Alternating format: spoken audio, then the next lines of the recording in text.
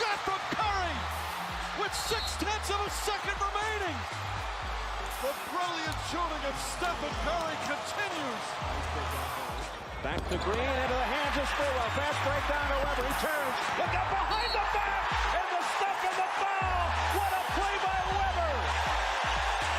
I've never seen a shooting display like this. Never. 37 in a quarter.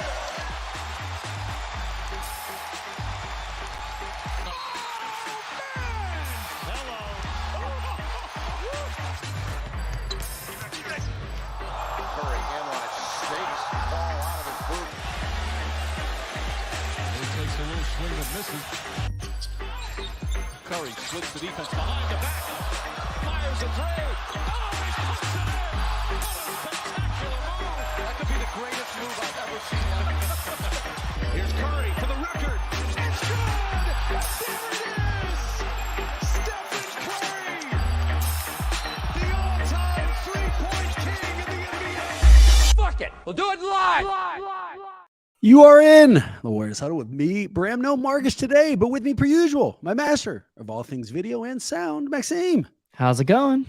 Maxime, I am fired up to announce that rejoining us after way too long, the former Golden State beat writer for the Bay Area News Group, the current West Coast specialist for NBA.com, a noted graffiti artist in the streets of Los Angeles whose mural work has drawn the praise of millions, and a media presence who is a much bigger deal than we ever really acknowledge on this show, Mr. Mark Medina. What's going on, Mark? Hey, Bram, I'm doing well. Much thanks for that very flattering resume, but you got a fact wrong here.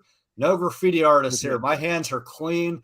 I will not stand for this fabrication and character attacks. You know, I won't even try to disprove that. Your graffiti work stands on its own. Instead, I'm going to underline the last thing I said. So, Maxime, I did a little bit of looking, right? I did a little stalking of Mark's recent past to underline. I need a restraining order here? What's going on? Don't you worry about that. I mean, it was professional. I'm not like outside of your house. It was online. But what it confirmed for me is that you work with big names all the time, and we never really talk about it. Let me give you an example. Maxime, here are the names that Mark recently worked with via NBA.com. Lauri Markkanen, Marcus Smart, Bam Adebayo, Christian Wood, Kristaps Porzingis. The list goes on and on. He's got all these NBA stars in here. And so, we at least got to say it. You know, I mean, I much prefer you defacing LeBron murals, but you are a fairly large deal in the NBA. And in fact, it leads to this. Any truth to the rumor, Mark, that you much prefer hanging out with Maxime and I than NBA stars? I mean, I've heard that from a few different people. Oh, without a doubt. I mean, NBA stars, it's all about you feel like you associate them with work and their colleagues. Right here, you and Maxime, I can enjoy, grabbing a drink, a bite.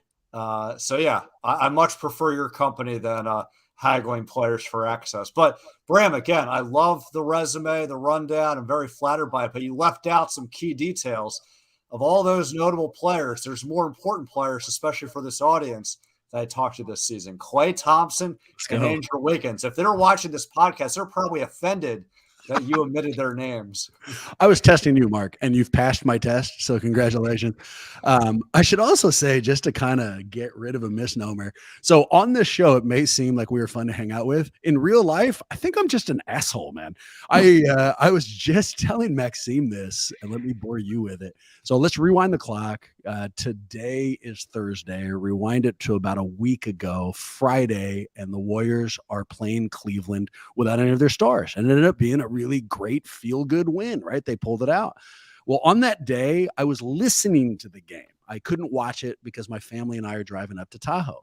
And so the drive begins and the Warriors are up by 20 and it's all sunshine and happiness. And anything my daughter says, I couldn't, follow up enough with. I'm just loving it. My wife asked me a question. I'm answering enthusiastically. And then Cleveland starts fucking coming back.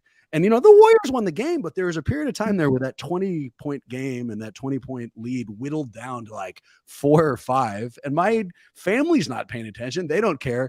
And instead of calmly letting them know, like, look, I really care about this. Would you mind, stop talking, let me hear it. I just slowly turned the volume up on the radio more and more and more and more until my family stopped talking. So I'm going right back to what I said. I think I'm an asshole. You don't have to participate. You don't have to give me your opinion on that, but I at least wanted to admit it into this microphone. Well, how about this, Bram? I'm not going to give my opinion on it. I won't confirm nor deny, but I would not be surprised that when Dennis Leary made that legendary song, in the 90s called Asshole, he may have been inspired by someone well before that person fulfilled that job description. Yeah, thanks, man. It feels like you did weigh in there. I mean, I don't know.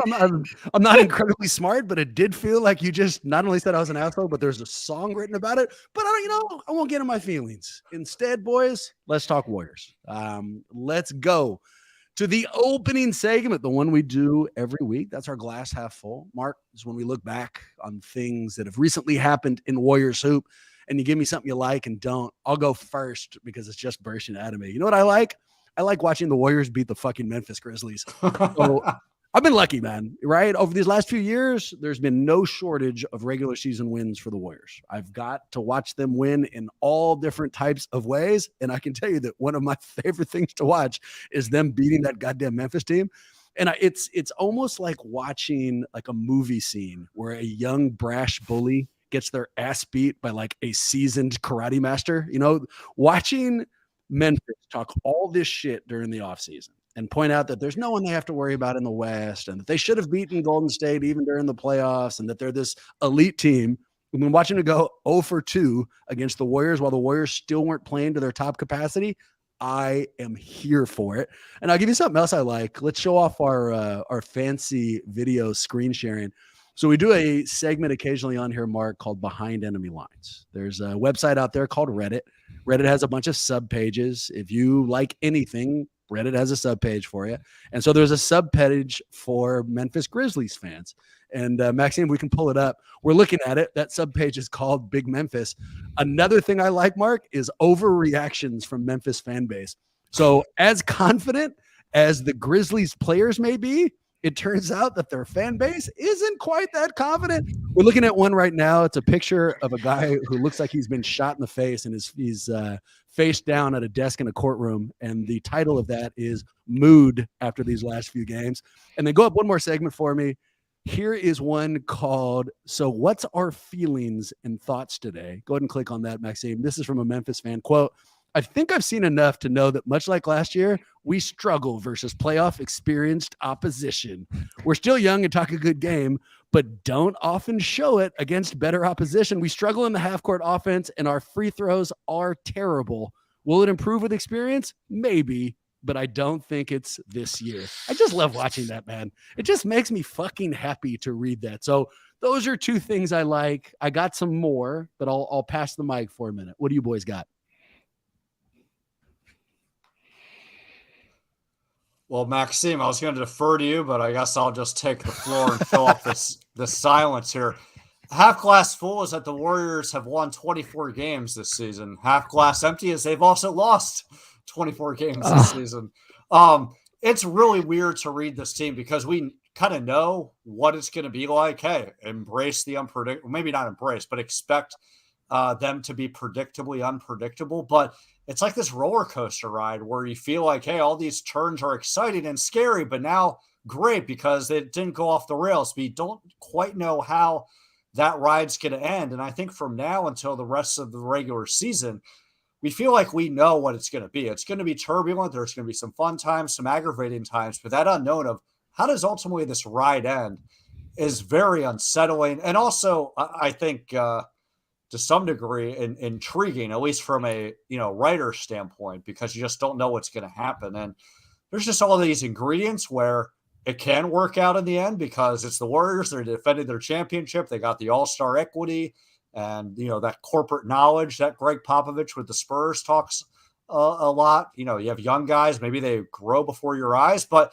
you also have the other side of the coin of the young guys not showing enough progress, the all-stars not being who they once were, and the rest of the Western Conference kind of taking advantage of that. So, yeah, I don't know what to say about all this Warriors season. It's been weird to say the least. I want you to say something because prior to today, you've kind of been our voice of national optimism. And I wasn't joking before. I did look at your archive on NBA.com, and one of the things I saw is you did a poll of media members. And one of the questions you asked everybody, what team do you expect to turn it around in the second half? And more than half the people who answered your question, or about half of them, said Golden State. And I remember thinking when I read that, I wonder if Mark still believes this. So the response you just gave us suggests you're kind of on the fence, man. So let me ask you, this is something we did a while back. If you had to bet something significant to you, and there's only two options, either you bet that Golden State loses in the first round, or you bet that they make the finals. Which way would you bet? Yeah, Bram, I hope you don't dislike me even more, and accuse me of fabricated crimes here. But yeah, I would put money on them losing the first round as opposed to getting to the championship. And you mentioned that poll. I thought what was revealing is while there are definitely a lot of voters that said, hey, the Warriors are primed for a strong run in the second half, no one predicted that they would win the championship. I think only 3% really. There was one person, and it's anonymous, so I can't say who, but they voted, hey, they're going to get to the finals, but then they'll lose to Milwaukee. Like, that's the ultimate, like, rip your heart out kind of feel for Warrior fans. So, when you're looking at it, there certainly isn't this, hey, it's an impossible task for the Warriors to overcome this. There are elements in play for them to do this, but I think that there's also stronger elements that suggest that they're not going to defend their championship. But it is wide open. I mean, there's not a heavy favorite in the West. It really feels like it's tilting toward the Denver Nuggets. There's some believers in the Clippers of, hey, they'll get healthy, but there's also some skeptics that they won't ever. And then maybe some outside chances with Memphis and the Warriors. But it is wide open. But the Warriors have shown that even up until the midway point of the season, they've been the same story as they have been at the beginning of the season, which is they're wildly inconsistent. To no one's surprise, that does make me hate you. And probably just because I agree with you, it's like you're reading my diary, and that's not what I want. So I have a couple of points of optimism I'm going to answer that with. But Maxime, let's turn to you for a second, man. Glass half full. What do you got? Well, I mean, if you're asking me about glass half full, that was a great win. The W is a W. I also was just hearing Zach Lowe talking on his podcast about how if he feels like he backed it up with a lot of solid reasoning that I'm not going to repeat now because everybody can just go listen to the Lowe post, why he feels like the Warriors totally still could go on a run with what he's been seeing right now. But, you said you're going to bring some optimism, so I'll keep it on the pessimism side. I know we had a game winner. I know we won by 2 last night, but at the same time, I can't help but feel like this team is still having problems executing in the clutch. That came on the back of, first of all, a missed Klay Thompson shot with like 5 seconds to go that luckily allowed us to get another inbounds play for that final dump to Jordan Poole for the layup. Okay, great, but we missed the actual clutch moment first. That was preceded by a really boneheaded shot that I'm sure we'll talk about in a little bit later from Jordan Poole with 12 seconds to go on the shot clock. It's like, bro, hold the ball. Come on, run out the time. But then even before that, there was a deflected pass that Jordan Poole sent off over to Steph that, we got very lucky that went out of bounds and wasn't a turnover right there. I mean, it's like more and more problems happening over and over again that make me feel like, okay, great, we got the win this time, but that feels more like a fluke than any sort of an indication that we're turning it around and we're going to start going on a run. So I'll push back on that. And Mark, I'd love your help with it. But everything you just said is true, but finish the story. After all of that, what happened? The Warriors still sacked up and walked away with the win. One of the biggest concerns we've had is their ability to close out fucking games and not let go of the rope. Golden State had every excuse to give up last night. Everyone highlighted at the end by Steph being thrown out of the fucking game, which is something that we're going to cover in a moment. But instead of folding, like we've seen them do multiple times, they still came through in the clutch, hopefully a sign that they've got that wake-up call that Steve Kerr has been calling for over and over again. And I'll turn that into another compliment for Jordan Poole. Another thing I liked was his mental fortitude. I've been watching fucking basketball for as long as I can remember. Very long time. Longer than I care to admit into this microphone. You know what I've never seen? Somebody take a shot so bad that it got their teammate ejected. I've never seen that happen at any point ever. And that's exactly what happened with Jordan Poole.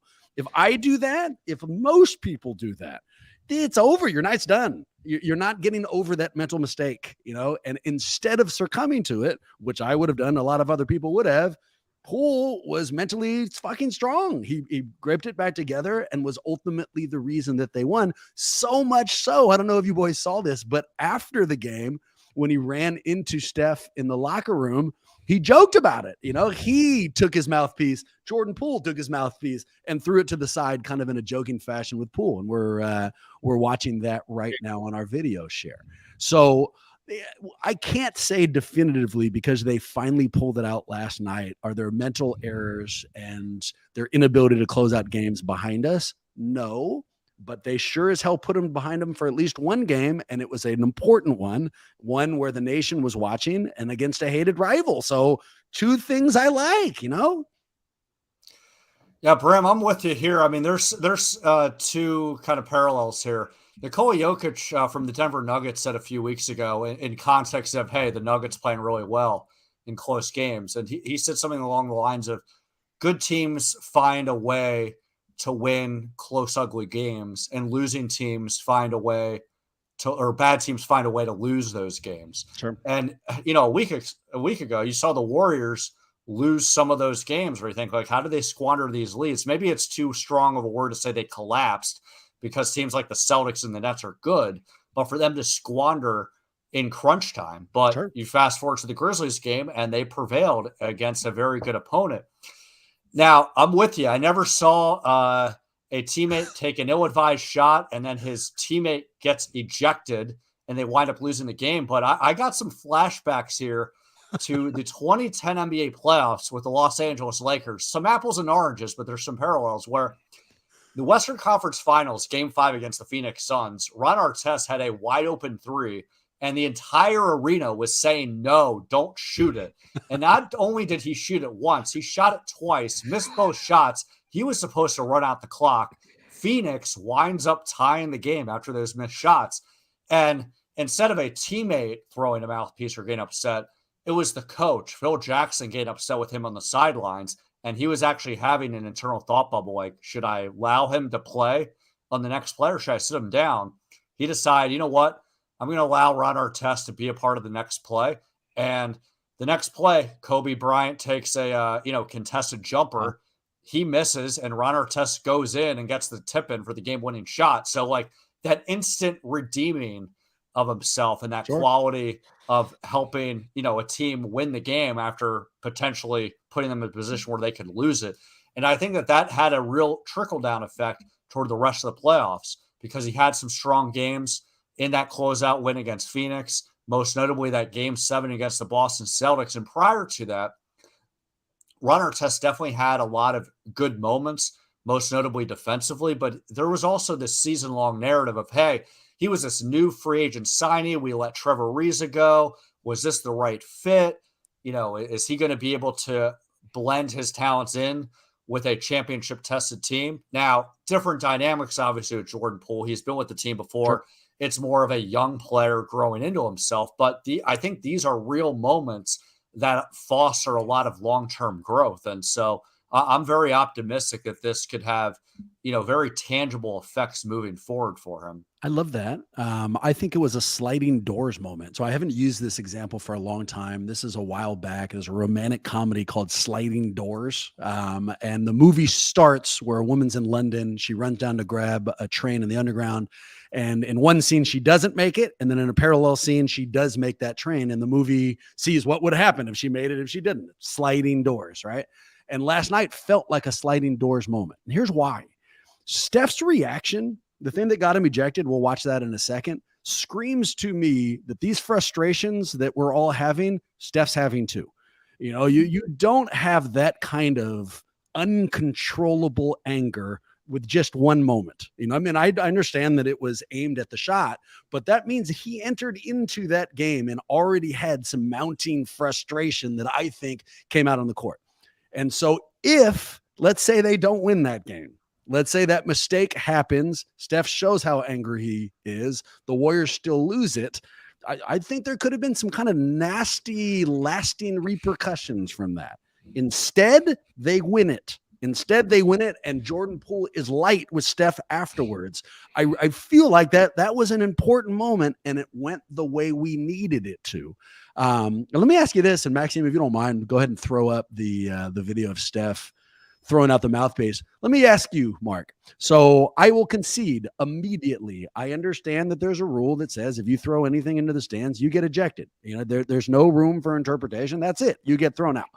Do you think Steph should have been ejected last night? Should there have been some leeway? Because you covered, as big of stars get. You watched Kobe. I would imagine escape the actual letter of the law every now and again. So in this circumstance, what do you think, man? Should he have been thrown out? I don't think he should have been thrown out, but Steph Curry also should have known what the rule is because they've definitely emphasized it, every single season. This isn't his first go around specifically with the mouthpiece, most notably in the 2016 NBA Finals. There's a regular season game, ironically, against the Memphis Grizzlies in the 2017-18 season where he was upset with the officiating. He threw the piece. Now, the context of that is it was directed toward the official. And then, in the 2016 NBA Finals, it hit a fan and he immediately apologized. So I think he shouldn't have gotten ejected, but Steph also should have known better. There's ways that he can express his anger without throwing a device, no matter how harmless a mouthpiece is, right? He could have yelled as many expletives as loud as he wanted to, as long as it wasn't directed at someone, and he would have been able to stay on the court. But at the same time, I'm not going to condemn Steph or question his leadership. He had a right to be upset. And to your point about Jordan Poole, this wasn't just a moment of frustration for that specific play. There definitely was, I think some lingering things from just, his ups and downs and growth as a young player that also bubbled above the surface. Have you ever thrown something out of just anger? Literally lost temporary control and threw something that, you didn't intend to do it. You weren't trying to make a point. You, for whatever reason, at one point got so angry, you lost control of your body functions and threw something. My guess for you, Mark, is no. I see you as an in-control person. I don't see your emotions getting the best of you. I'm going to guess no on that. What's the answer? Well, are we going to pull Maxime or what? Sure. We'll go to then I'll answer. Yeah. All right. Yeah. I mean, listen, the type of person that you need to be cool, calm, and collected when you're spray painting, the side of a wall. So I think it's one of those situations you can't freak out in those moments. It's high stakes. If the cops come or something, you got to be able to hide all your shit. Right. Throw it hella crazily. I mean, that's exactly right. I don't recall, but I'm sure as a kid I've thrown things when there were witnesses. As an adult, I've never thrown anything when there were witnesses, but, in my private moments, surely. I think, for the Warriors audience, since you asked the question, I think the best analogy is, I have the temperament that Steve Kerr has. I certainly don't have the qualifications like Steve Kerr is. You've broken one of the best coaches. He was an amazing former NBA player. He's incredibly smart, but from a demeanor standpoint, I definitely identify with him where I feel like I am a calm person. It's very important to show that with relationships and just your everyday development. But I internalize the anger. And when I have those moments, I can definitely show, some Serbian temperament, right? And so I've never broken clipboards, but if I had the opportunity, I probably would have. Professionally, I'm pretty cool. In a courtroom, in the office, I'll lose my mind, but externally, you'll never see it. Personally, I'm a psychopath to no one's surprise. I've talked about on this microphone during the playoff series against Memphis when we lost that game by 50. I threw my phone against the wall and dented it, scaring everybody in the room and specifically my then 6-year-old daughter. But I've also done other crazy shit. Maybe 4 or 5 months ago, I was getting ready for a mock trial and was preparing this open. And I'd been working on it, man, for 2-3 weeks. And I went to my computer, opened it up, and everything I'd been working on had disappeared. I'd lost it. It had completely gone. And I dealt with that frustration at one point by taking off my shirt. I have no idea why. I remember sitting there what's going on? Why would you have done? So I am capable of crazy things on my own. Enough with my admissions. Well, real quick, Bram, would you subscribe to this comparison? You're the Draymond Green of lawyers. Yeah, sure. I mean, for example, I punched somebody just a few months ago, it's somebody close to my firm. So I think that is on the money to the off the court report. So Mark, normally I would just give you this topic and then back off, but I'm doing this one with kind of an agenda. And let's start with a precipice question, one I'm nervous about, but I feel pretty confident that you've gotten the foundation for. So one of the Memphis stories that went live before they came here to San Francisco and play the Warriors was their run-in with Shannon Sharpe in Los Angeles. And when they played the Lakers, were you there? Were you there live? Oh, I was there. I did not have a courtside seat, but I was in the press seats. I wish at that moment in time I was on the other side behind the other basket because I would have gotten a better view of it. I was on the opposite side, but no doubt I saw Shannon Sharpe all of a sudden stand up out of his seat, and then this huge commotion and almost the entire Grizzlies team approaching him. And then I was very confused what is going on. And then when I saw the replay feeds on TV, there was, I guess, some more clarity, but I also was wondering, what sparked this, anchorman kind of fight at Crypto.com Arena? So go ahead and play it for us, Maxime, so we have it as a background. And just your experience, Mark. Explain, you basically just did, but for those who didn't see it, in a nutshell, what happened at Crypto Arena? Yeah, well, Shannon Sharpe, he's at a courtside seat. Shout out to ESPN's Dave McMenamin, good media member, a good friend. He caught up with Shannon after security whisked him away at halftime and asked him his version of events. And basically he was talking, to Dylan Brooks, saying that he couldn't guard LeBron James. Dylan Brooks took exception to that. There were expletives thrown. Dylan Brooks started approaching him. Then Steven Adams, John Morant, T. Morant, the entire Grizzlies team. So it was really weird. And honestly, I was in the middle of the commotion of this, but I did think of you at the time because I'm wondering, on one hand, do you love Shannon Sharpe for approaching a Grizzlies team that you detest? Yes, or I do. Or are you feeling this guy has got to be ejected? This is a LeBron James defender, and how on earth can he get courtside seats heckling the Lakers opponent of the night? How did you process potentially conflicting thoughts about all that? It's a great question, almost like therapy. I hope I'm working through my own issue through your question. And what you've helped me realize is Memphis has moved past LeBron in the who I hate most list. Whoa! Right, I was definitely rooting for Shannon Sharpe. There's something about LeBron's aging process has made him more palatable for me. I almost as an older guy myself, I feel like I kind of associate with him more now. Conversational topic for another podcast.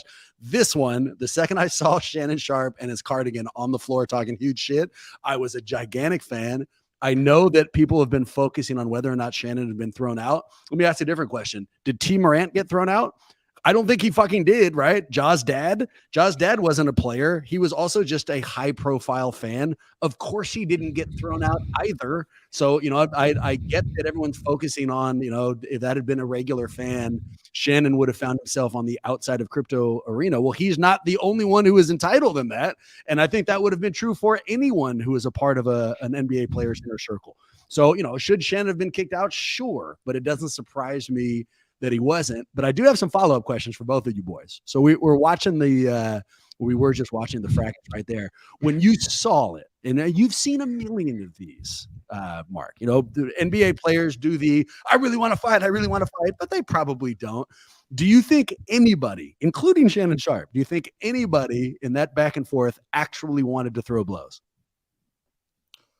I definitely think Steven Adams wanted to, and he would have, if he was able to, and there weren't security guards blocking him, yeah, it could have been ugly. I don't want to be crass about this, but Shannon Sharpe definitely would have been in danger.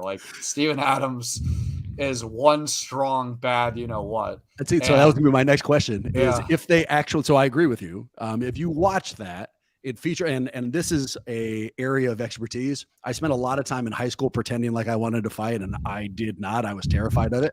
So using the knowledge of the facial expressions I used to make, everybody on that court, nobody really wanted any smoke except for, I think, Shannon Sharpe, and I'm positive Steven Adams.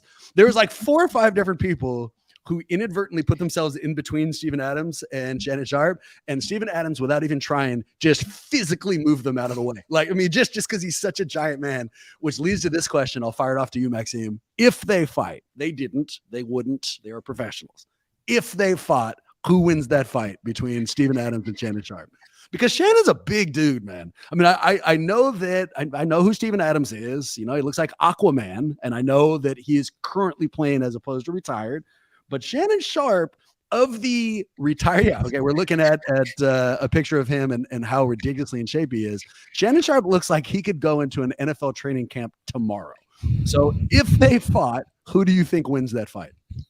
You know, it's really funny. Like this is the same video. I realized after I pulled it away that they have been preempting all of the takes that we're going to be talking about.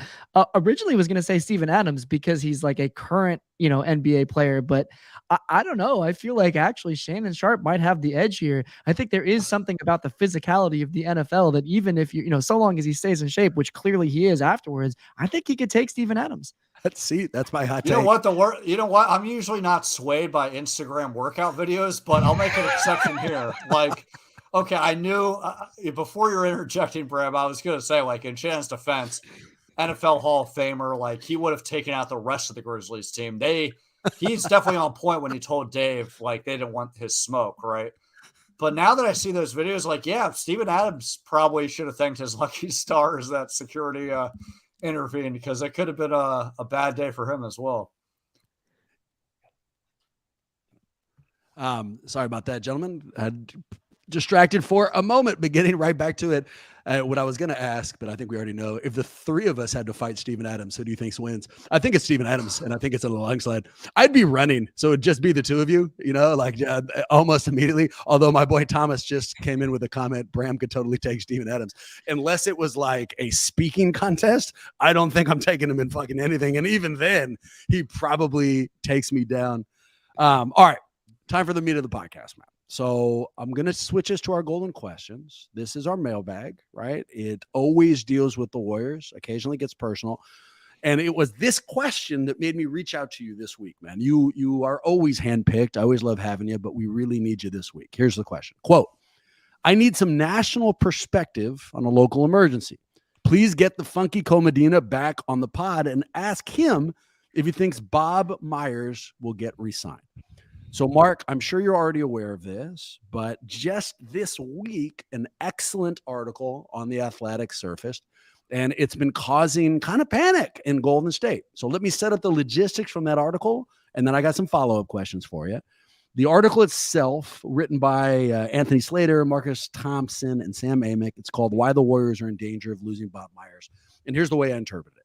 So Myers in the final year of his deal. That deal runs in June, I believe. And the two sides have come to an impasse. Now, unlike Warriors players or players from any team, GM, front office numbers are not broadcast. We don't know how much money was offered to him. But the article does suggest that Myers would like top three money, and Golden State has not yet offered it, which is weird for a couple of reasons, man. Reason number one, Lacob is on record just last month, specifically saying that Myers is right now getting top three money. He said that on TK's podcast, the TK show, about a month ago. And then The Athletic is citing several sources with, quote, ballpark knowledge of executive salaries around the league, which are telling them that Myers is not getting top three money, but is in fact right now only being offered top 6 to 8 money. Weird disparity. And then secondly, the other thing that's kind of strange, he isn't getting top three money. He's really fucking good at his job, Mark. I don't understand. This is not the way I get it. The money does not go against the salary cap. This is just whether or not he is worth it. And he is worth it. We did a dynasty bracket. I think we put him at number 4. He has signed all the big names that led to our current dynasty. And it also sounds like, in addition to being good at his job as a front office guy, he's also good as a conduit between the front office and the players. Here's another quote. Myers' departure would assuredly be unsettling to Curry. Myers is a Warriors executive with whom Curry is closest. The reigning finals MVP has become increasingly vocal about his win now perspective, and Myers has been the primary voice easing Curry's concerns regarding the franchise's direction and commitment to the present. Curry's bent is for Warriors management to maximize the championship window, and one has to wonder how the face of the franchise would respond to losing the face of the front office. So that's our backdrop. All right. And I know that you worked with the Warriors. I know you worked with Bob. You know all the players in here. So here's my first question for you. And I want to take advantage of your national setting, right? You're not stuck in our backyard. What's Myers' national reputation? I mean, around the league, how is he viewed as an executive? Oh, he's universally respected. And I think beyond his accomplishments as an executive, the top word that you hear from people around the league to describe Bob Myers is he's authentic.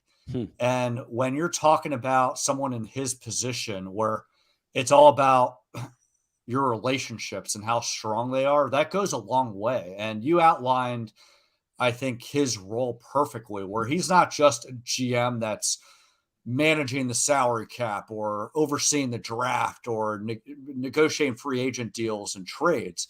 It's also about being a conduit from all these different parties, from ownership to the coaches and players, from coaches to ownership, players to ownership. He is ultimately the guy that has been very good with managing personalities and putting out fires, or, maybe not being able to put out fires, but, mitigating the fallout from those things of, Sure. Instead of it becoming an even bigger problem. And so I don't think that the Warriors should be taking that for granted. And I think that this story is very illuminating because of not only who wrote it, Sam Amick, Marcus Thompson, Anthony Slater, they're all three writers I know well, and they're top notch and great at what they do. So trust the reporting that comes out of it. But, when I've talked to people in the organization, there's still this feeling of, I'd be very surprised if Bob Myers winds up leaving. We do value him. This is just part of the negotiation process. But, when I've pressed further, why not nip this in the butt now? Like, you guys gave an extension to Jordan Poole and Andrew Wiggins as a preventative problem-solving measure. Like, why not do that to Bob Myers? And I got it's a great point, great question, and then not much follow-up to that. What is the answer? So that was going to be one of my last questions. I mean, give me your perspective, because I can't come up with anything. I don't understand it. They are making an ass ton of money. They have the money. It doesn't count against the cap, so paying Bob doesn't, hurt your ability to build a team around him. Can you think of any justification on why they wouldn't just pay him what the hell he wants?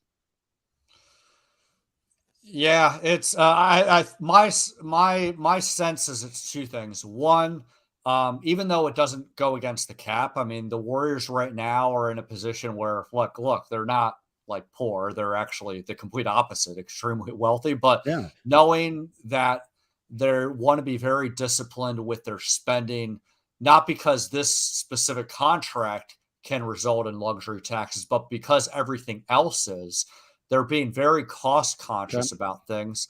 And I think that they're also wanting to be very open-ended about things because there is this fork in the road where they're trying to have two things at once, of going all in with what they have in the current moment, but also trying to build for the future. But the reality is that they're all intertied. It's all interconnected. If you kind of compromise the present, you're going to wind up compromising the future. Sure. And I think with Bob Myers, as much as, there's a lot of other accomplished people in the front office, and Joe Lacob is a very involved owner, where on one hand, he is prototypical Silicon Valley, where he wants to hire the best and brightest, and he'll pay good money for that, but he also wants to be heavily involved.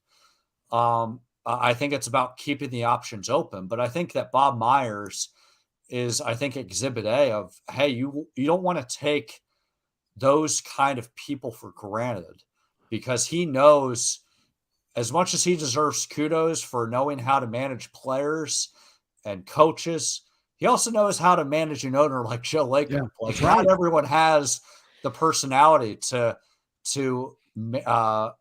be able to respond well to his demanding kind of expectations. So while I think that obviously ever since he and Peter Guber bought the organization, it's come from a great place, and everything has been pretty much really good from a franchise standpoint under their direction. It also takes the right candidate, not just in terms of their qualifications, but their demeanor to handle that kind of demanding boss. I mean, look, a few years ago, I did a story about, how the kind of this fascinating first world NBA problem of like, how much do all the parties involved actually like wind up enjoying the championship euphoria before like thinking about the next season. And I talked to Joe Lacob about this because a lot of people in the organization told me that like he was notorious for getting into the locker room, enjoying the champagne bath, and like moments later talking to Bob Myers and other people in the front office. Okay, guys, like, what are we going to be doing about draft workouts next week? And it's kind of like WTF, can't we enjoy the night? And he, admitted, like I've done that, but it comes from, I want to be relentless about being successful. But you know what? Like when you tighten those screws, Gary Vitti, the former longtime Lakers trainer, he talked about this with Pat Riley. When you tighten those screws very, very tight, you can squeeze out more and more excellence, but eventually you can't tighten those screws any more tighter or else it'll cause damage to the car, right? Yeah, you'll crack the fucking frame. I mean, absolutely right. Well, and the other thing that concerns me about this story, so that story you just said, Lacob wanting excellence and then asking everybody else around him, how do we achieve that in an aggressive way? I'm fine with. You know why? Because he's still asking. He's still allowing the basketball minds to decide what's good for the basketball team. What this suggests is he's starting to hit that place we've seen with other owners where he'd like to make basketball decisions, where they don't need the brightest minds to do this shit, that, maybe he can hire somebody for less money and then be more actively involved in the basketball calls. I hope to God that's not true. It concerns me. Here, let me ask it this way. Maxime, I'll throw it your way. Do you think the Warriors are a dynasty without Bob Myers? Everything else is the same. All right. They still draft Steph. They still have Clay. Draymond's still on. Everything that happened before Bob was there happens, but Myers isn't a part of the team. Do you think they still have 4 titles? No, I mean, credit to Noah in the comments for pointing it out. Like just the flip for getting D'Lo in the first place and then for flipping that into Wiggins. That's such a key component of what allowed us to win a championship last year. I mean, that's just an example of the type of move that I think is entirely a credit to Bob Myers and how he operates. Well, and fucking back up a season, right? They're back up 2 seasons. The Warriors won 73. They won the most games you can possibly win during a regular season. You know what Bob Myers' reaction to that was? Not good enough. I better still have cap room to sign KD. And he did. And he did. He had the biggest free agent coup in the history of the sport, in my mind. And it wasn't when they desperately needed it. It's when they didn't desperately need it. And they still brought him on. I mean, that's the definition of excellence. It's not the type of thing you want to fuck around with. And I don't get what's happening. Give me some more background, Mark. When you were there, was the relationship between Myers and the players obvious? Did you see them interacting and is there a possibility if he leaves, it would upset, some of the long-term stars of the franchise? Yeah, I would not be surprised if it upset the stars long-term of the franchise. Now look, like the stars of the franchise also got upset when Mark Jackson was let go. True. So there is a formula, but I think that Bob Myers, he's really shown that he talks the talk and walks the walk. And it's not just about, hey, does Steph Curry and Klay Thompson, Draymond Green like me? It's also he's really good at his job. I mean, every pivot point in the Warriors' history, that led up to the dynasty years, Bob Myers is a part of it, whether it's involving that extension with Steph Curry at the time that was considered controversial. Like, hey, how could you give Steph all this money when he's having ankle problems? And then it became a cap saving mechanism later down the line because of how well Steph Curry was, right, and also how it created the cap space to get Kevin Durant. He was part of those discussions about resisting the calls to trade Klay Thompson, a possible Kevin Love deal. I mean, he was part of the lure of getting Kevin Durant here in the first place, not just from a cap perspective, but just a human relationship perspective. He was also, I think, very instrumental in getting Kevin Durant to sign on board about, hey, you know what? We can't keep you, but can you agree for us to do a sign and trade? Give us something. You remove Bob Myers from that equation, and I don't think those things happen. Maybe some of them happen, but not all of them. And the things that do happen, it's certainly not as seamless. I really hope that this is just negotiation, right? And this is the definition of negotiation. Turn it into a car. Even if I desperately want to buy your car, I don't come and say I definitely want to buy it, right? I'm gonna tell you what's wrong with it and why I want to pay less for it. Just part of the negotiation, and perhaps that's what's happening. And Lacob has shown when he thinks that it could actually impact wins, he'll pay insane amounts of money. I don't remember what he gave Kelly Oubre in taxes alone, but he came out of pocket. He was willing to do it, and we've seen the other side. He's been a little cheap with people like Chelsea Lane or Jerry West. He's decided occasionally, this is not the moment I'm going to bust out my giant checkbook. I hope to God, this is when he recognizes Bob Myers impacts wins. Keep him. It just doesn't make any sense, which leads to the where the rubber meets the road question. Mark, if you had to guess, you had to bet something that was significant to you, do you think Bob Myers will be the Warriors GM after this contract?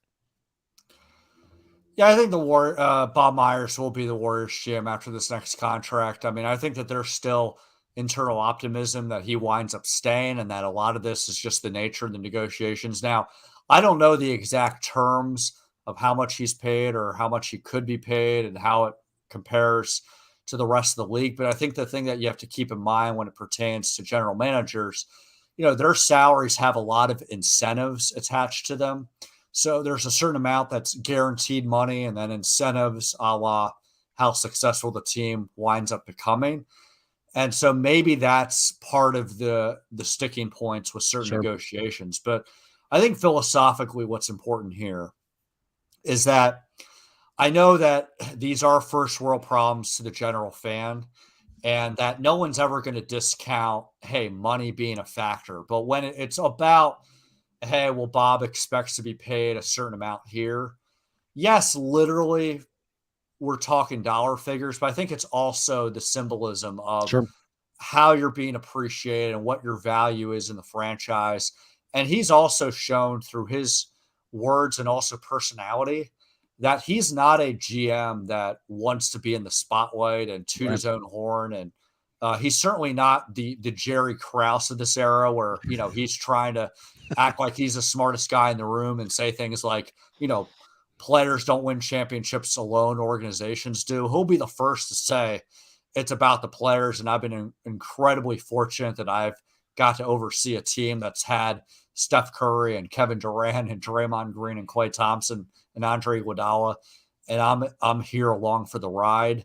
But he also knows his sense of worth and that he's also, put in the work. I talked with him, believe in 2016, because I was covering the Lakers at the time for the LA Daily News, and he was kind of like a local story because he was a UCLA walk-on. And while when you look at his journey, there's certainly, and he'll be the first to admit it, him being, kind of this beneficiary of being at the right place at the right time. Like people around him has likened him to Forrest Gump. Like he's always been around at the right moment, right?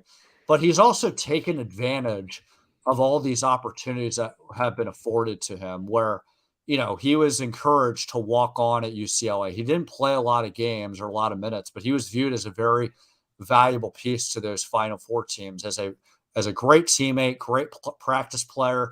He went to law school and then got an internship at Wasserman Media Group working for Arn Tellem.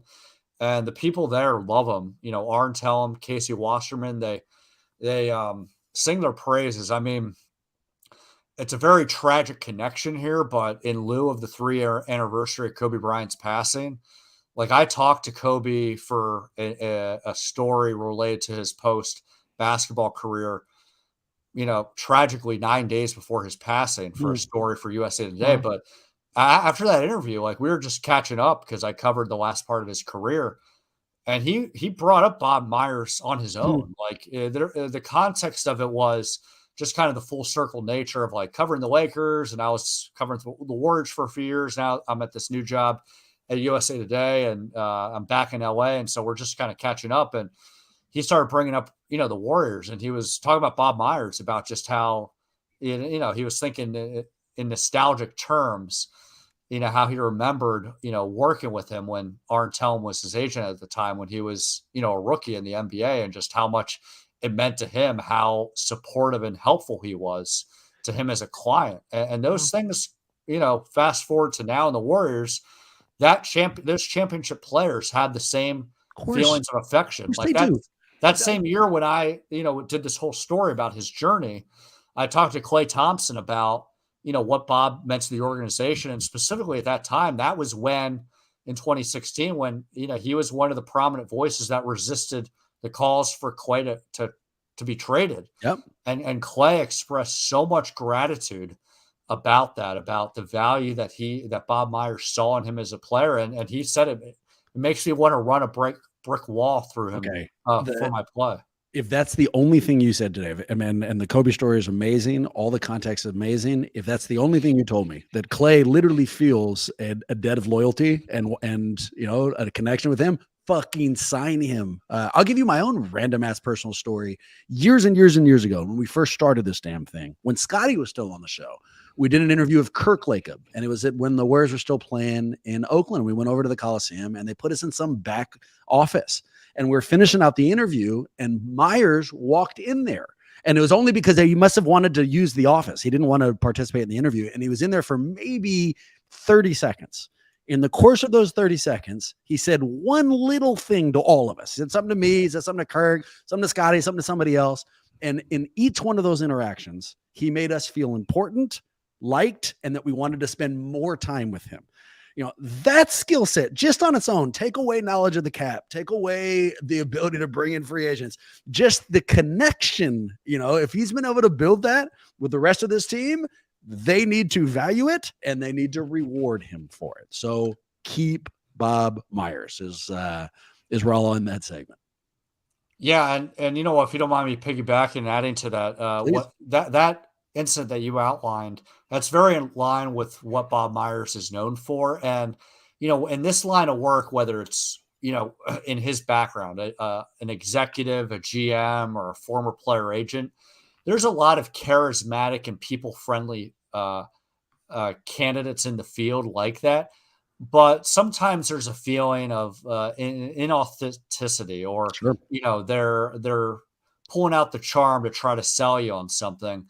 And you never get that impression with Bob. And that's not just from, a media member like me. That's, people around the NBA, whether it's other agents, other executives, players, and that goes a long way because, again, in this first world insular atmosphere with the NBA, one of the things that, players, coaches, other executives, agents, that they become real cynical about, it's just the mixed motives and, the sniffing out the BS. Of course. And there's no BS with Bob. Like, it's very authentic. It's very straightforward. It's very humble. And at the end of the day, when he has to be a negotiator and he has to talk business, he's going to do that. But he also understands, like, we're all human and it's all about relationships. And I can't think of anyone better than Bob Myers that, really knows how to perfect that balance. And the reason why he's able to do that is because that's who he is as a person. So in some ways, it's just very natural to him because he doesn't have to follow a script. He's just being himself. Pay him.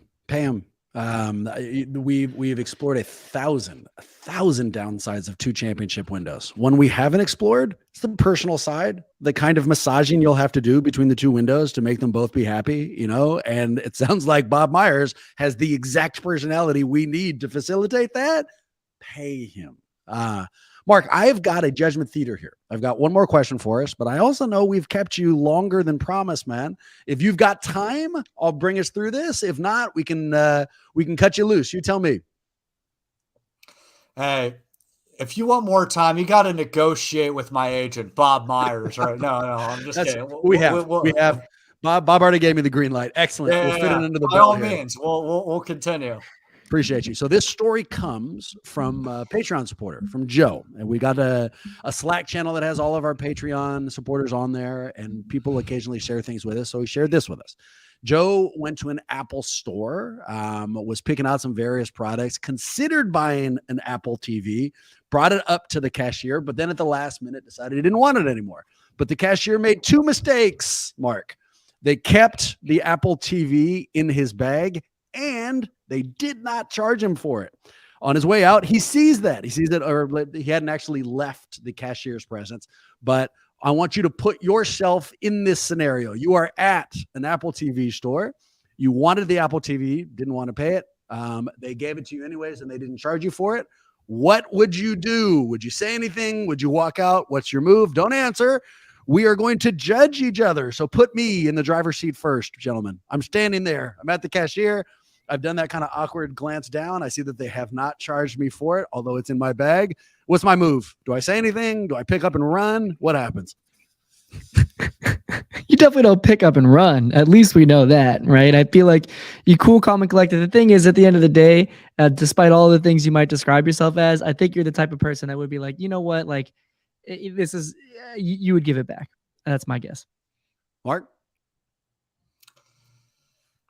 Yeah, I think that you would have this internal dialogue with yourself for a while, and then you'd ultimately conclude, I want to get away with this, but this might catch up to me at the end, so I'll relent and fold my cards.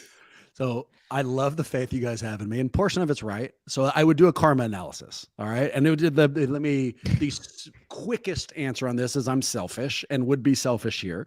So karma analysis, like let's say I have something coming up, like the Warriors are in a big game and I want them to win, or I have a case that I'm really worried about and I want to go on my side, then I'd want the karma to be on my side. And so in that scenario, I'd be like, nope, I didn't pay for this, and all I'm doing is just trying to get the karma back onto me. If there's not something like that, if it's just a clean environment, I would definitely keep it. I wouldn't run out, and I would start a aggressively friendly conversation with the cashier so they didn't notice it. Just like, is it always busy like this? And I can't believe it's so hot today. Like just some canned bullshit so that I could get out of there and have them not charge me. So you guys are on the money, but only to the extent that if I gave it back, it would just be to benefit me anyway. So I am a selfish SOB to Maxime. So if it's like a mom and pop shop, right? Let's say it's like a small grocer and they didn't charge him for a sandwich, 100% he gives it back. There's no question at all. In this larger setting with like Apple and kind of a corporate larger person, I'm still saying you wouldn't take it. I still think you would think about it. You would look at the exit. You'd play out the whole thing. And then at the last moment, like, no, kind of panic and tell them about it and give it back. That's my guess for you. What do you think, Mark? Maxime, I don't even know I was going to say honest person, but I shouldn't put it that way because that would make me dishonest. So is he the kind of person who would give it back? Yeah, I mean, while I thought that you would also give it back, Bram, I think Maxime is more likely to give it back. I'll take that as the backhanded compliment that it was intended as. Go ahead, Maxime. What's the answer? Yeah, you're dead on. But with all of that said, a part of me would still be like, yeah, but I deserve something for this, So I don't know exactly how it would roll because you got to be a good read of people. You got to, you have to have had a relationship with the individual cashier. But I think there's an opportunity here. I'll put it the other way. If I'm the cashier that made that mistake and you come to me and you're like, hey, this thing happened, I might try to like slip you a $20 gift card or something, So there's that. Also, before we flip over to Mark, there's some interesting comments here which say that Bram, you would blame me when you tried to run and got caught, and then that I would actually take the fall for you. So some interesting thoughts in the comments here. Weird. Those are weird thoughts. Why are we at that store together in that instance? I don't do a lot of Apple shopping with my co-hosts, but fair enough. Let's still turn it to Mark. This is the easiest answer I've ever had, ever. Mark, if you bought Tic Tacs and there was an extra Tic Tac in there, I think you'd fucking return it. There's no question in my mind. They wouldn't even get to the portion where they asked you for your credit card before you were like, oh, no. You're going to definitely want to take this back. There's no way you're taking it. So hard out. Absolutely not. You would not take it. Yeah, Mark's always saying his hands are clean. So Oh, you know what? I hadn't factored in the shady graffiti set. That's interesting. That's an interesting look. Despite your scandalous career as a mural defacing criminal, I still think that you would return it. What's the answer? Yeah, I would return it. I mean, I would definitely have that fascination, man. It would be great to get this for free, but here's how I operate. I can be a very sharp negotiator when it comes down to, when you're buying a car and large purchase items. Hey, like, get the best deal that you can. Or if you got screwed on something, like making sure that you're getting your fair due.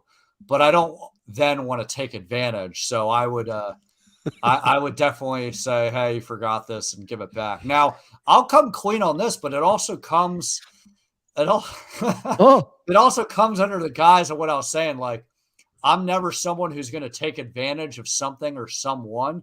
But if I feel I'm being taken advantage, like, I'll fight, right? Yeah. And stand up for myself. In high school, I'm in the cafeteria and I got shortchanged on like the food portions, and I got really upset, and I wound up doubling and acting like it was single, and I got caught. Like, I actually got in trouble for it.